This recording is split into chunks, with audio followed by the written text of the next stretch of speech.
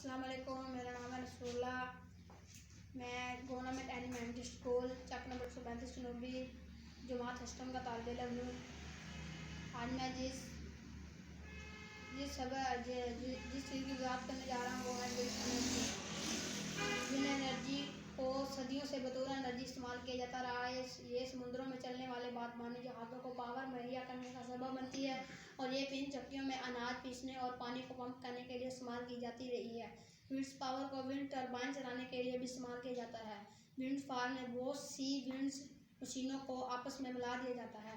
Winds power plants चलाने के लिए काफ़ी ज़्यादा पावर पैदा कर सकती है। अमेरिका में बाज़ विंड फार्म एक दिन में 1300 मेगावाट से ज़्यादा इलेक्ट्रिसिटी पैदा कर सकती हैं। यूरोप में बहुत से विंड फार्म्स का 100 मेगावाट या इससे ज़्यादा इलेक्ट्रिसिटी पैदा करने का एक मामूल है। ये विंड मिल का मॉडल है और मैं इसकी बात करने वाला हूँ।